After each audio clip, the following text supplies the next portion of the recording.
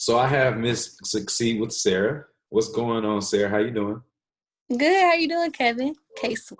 Awesome. Awesome. So we're going to do 5 quick questions today. So question number 1. All What's right. her story? Who is Sarah? Sarah is a um multifaceted person. I'm very goofy. I love to have fun, but when it comes down to business, right, I know how to get it done. Like we set goals and we definitely gonna smash them.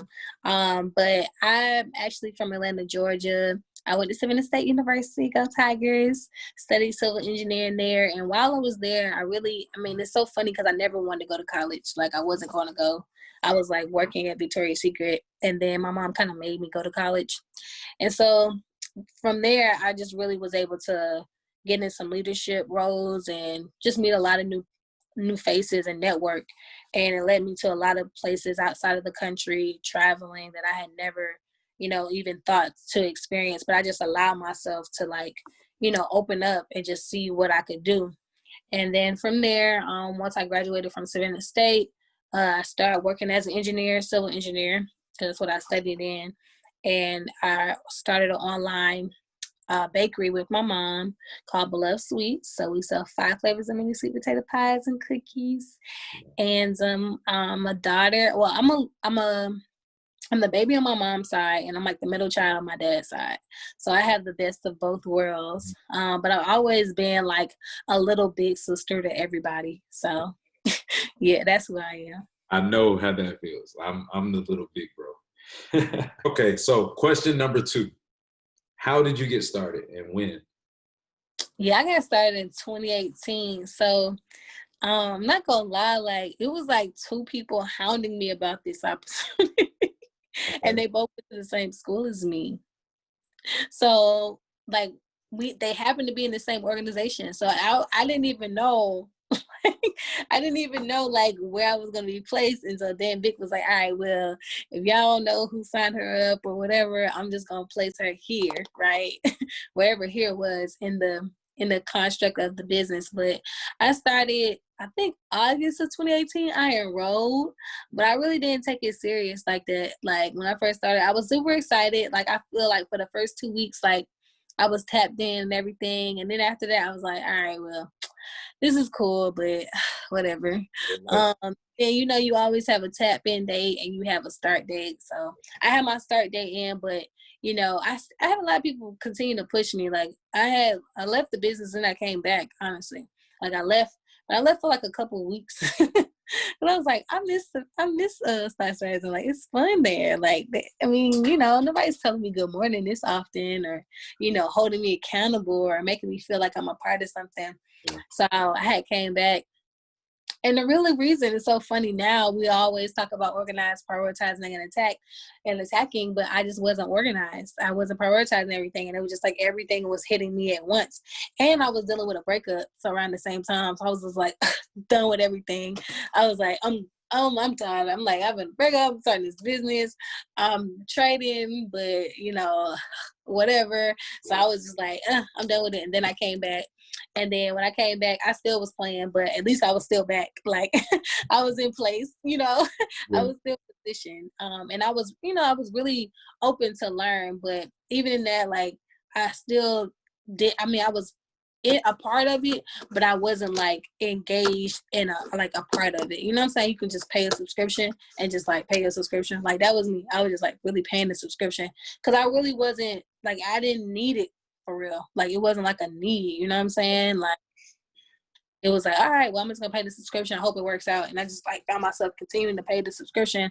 And then I, end up hitting these ranks and stuff like that. And I was literally just like the rest of them, like, I don't know how I'm gonna tell these folks, but I'm gonna get them on the field with you and I'm gonna let you do your thing. All right, but like that's how it was. So, there I kind of developed a good reputation, and I really started taking it more serious and realizing that I could actually make money from my phone if I just applied myself. So I think that's one of the reasons why now that I'm a part of it, I try to do my best to like work with people because I know how it feels to just not like be tapped in. And then like when you do tap in, it's like, okay, now I'm locked in. The light bulb goes off.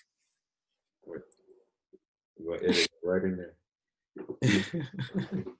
So what has your experience been like, and why do you continue?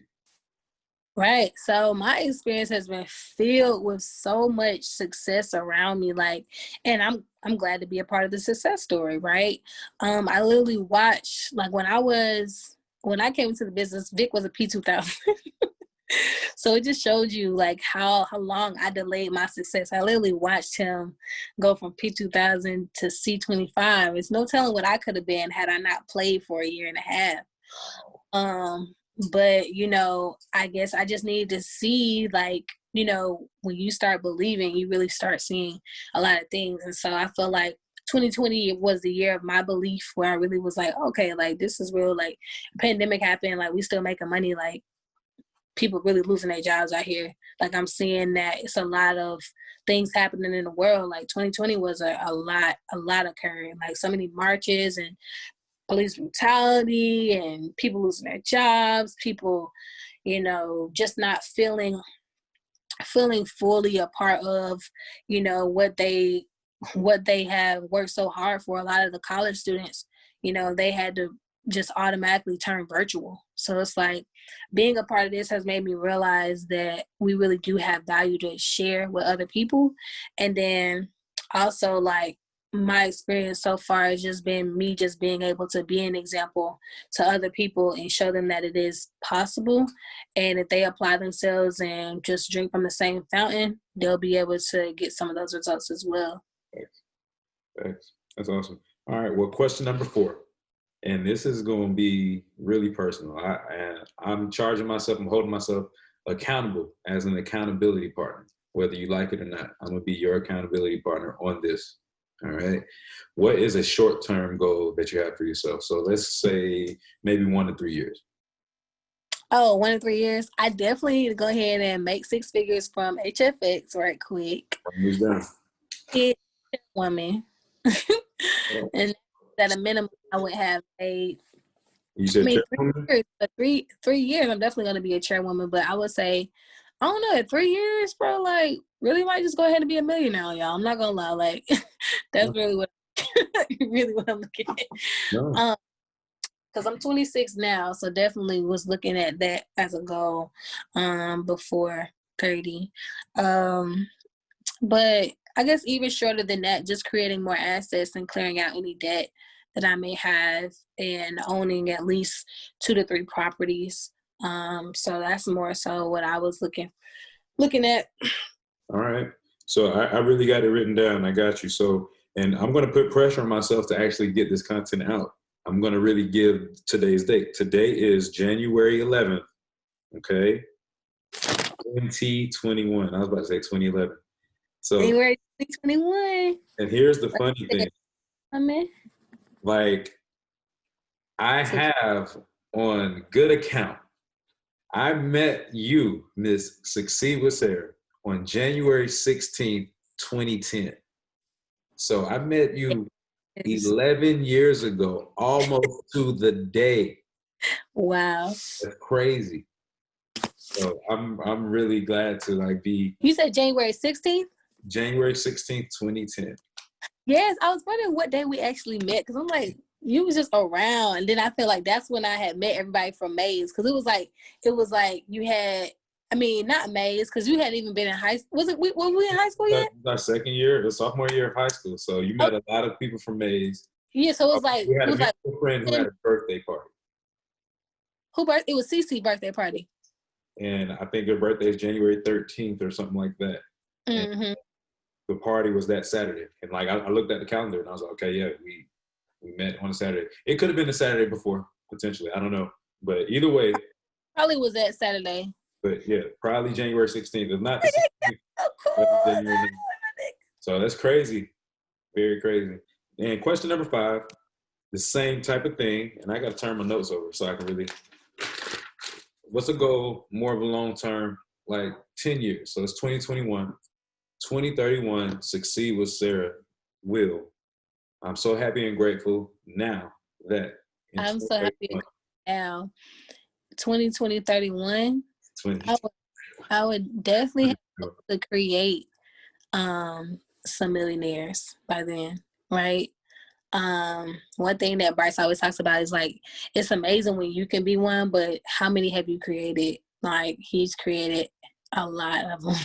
So I definitely want to create millionaires by then. And then also I would say develop a larger platform to be able to ensure that like this is something that like just going like touring. I guess I would say touring a lot more and making sure that people understand what this really embodies as it relates to the financial literacy of knowing how to invest.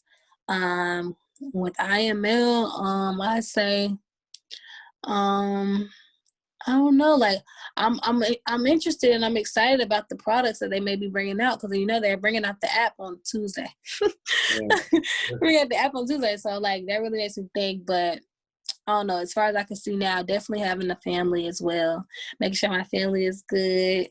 Little Sarah's, little Sarah, little succeed with Sarah.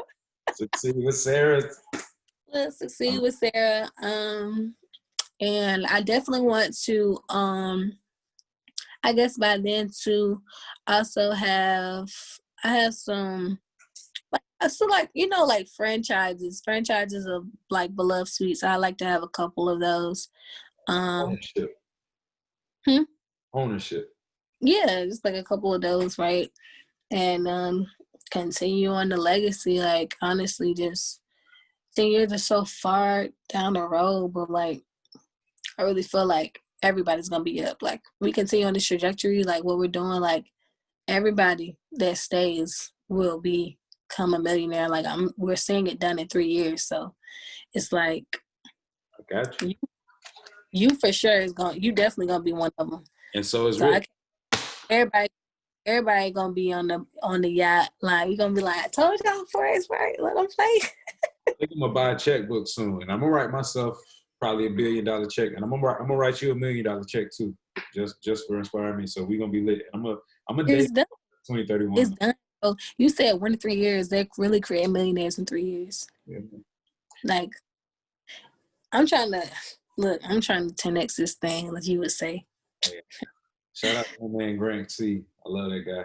So, Sarah, I can't thank you enough. I really appreciate you for your time. I love you. I love your hustle. Thank you for exposing me to this business. You know what I'm saying? Hey, don't play. Stop rising the gate. You already know.